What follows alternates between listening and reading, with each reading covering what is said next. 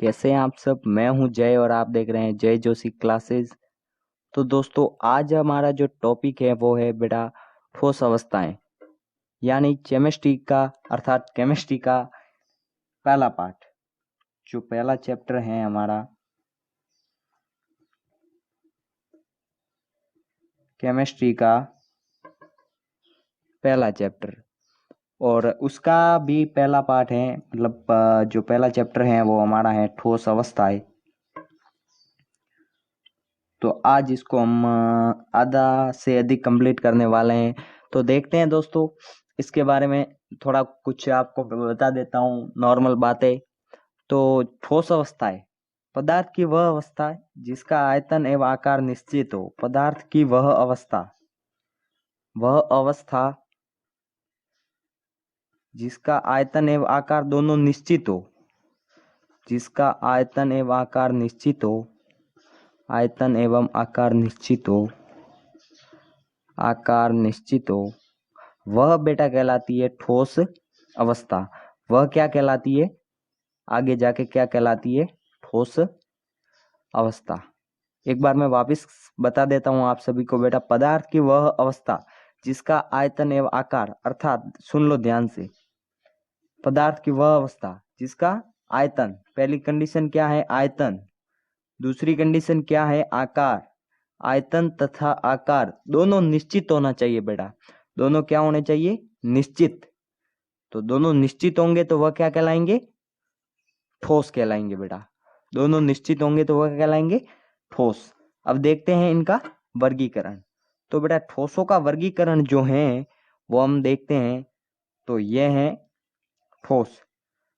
ठोस बेटा पढ़ लिया आपने, देखो जिसका आयतन एवं आकार निश्चित होता है। अब ठोस को आगे दो भागों में बांटा गया है। पहला है क्रिस्टलीय ठोस, क्रिस्टलीय ठोस। दूसरा है अक्रिस्टलीय ठोस, अक्रिस्टलीय ठोस, अक्रिस्टलीय। ठीक है। अब बेटा अक्रिस्टलीय और क्रिस्टलीय, अर्थात क्रिस्टलीय और अक्रिस्टलीय, इसको भी आगे बांटा गया है चार भागों में। क्रिस्टलीय को, ठीक है बेटा, क्रिस्टलीय को आगे चार भागों में बांटा गया है। तो देखो देखते हैं। पहला है आणविक, दूसरा है आयनिक, जो तीसरा हमारा है वो है धात्विक,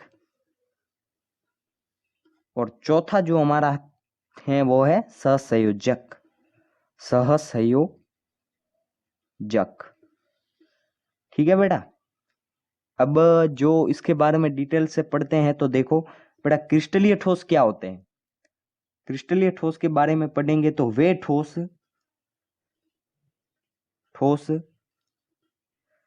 जिनमें संपूर्ण क्रिस्टल में अवयवी कण त्रिविमीय रूप से एक निश्चित ज्यामिति में होते हैं। अर्थात वे ठोस जिनमें अवयवी कण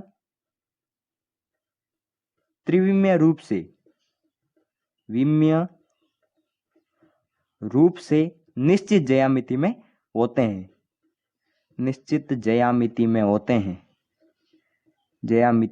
हैं बेटा, वो क्या कहलाते हैं, क्रिस्टलीय ठोस हमारे। अर्थात देख लो, वे ठोस जिनमें अवयवी कण, पहला क्या कंडीशन है, अवयवी कण। दूसरा क्या है, त्रिविमीय, मतलब अवयवी कण त्रिविमीय रूप से निश्चित ज्यामिति में होते हैं, तो वे क्या कहलाते हैं, क्रिस्टलीय ठोस। अब बेटा क्रिस्टलीय ठोस के उदाहरण कौन कौन से देख सकते हैं आप, लोहा, सोना, हीरा, ग्रेफाइट आदि सब इनके उदाहरण है। अब बेटा क्या आ गया हमारा, अक्रिस्टलीय ठोस। तो अब सिंपल सी बात है कि क्रिस्टलीय ठोस वे होते हैं जो त्रिविमीय रूप से निश्चित ज्यामिति में, तो अक्रिस्टलीय क्या होंगे, इसका अपोजिट, यानी जो निश्चित ज्यामिति में नहीं होते, जो निश्चित त्रिविमीय ज्यामिति में नहीं होते, विमीय ज्यामिति में नहीं होते। समझ में आ गया बेटा। अब इनके उदाहरण आप देख सकते हो, रबर,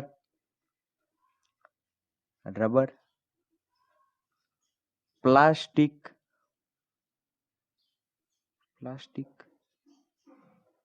रबर, प्लास्टिक आदि अक्रिस्टलीय ठोस के उदाहरण हैं।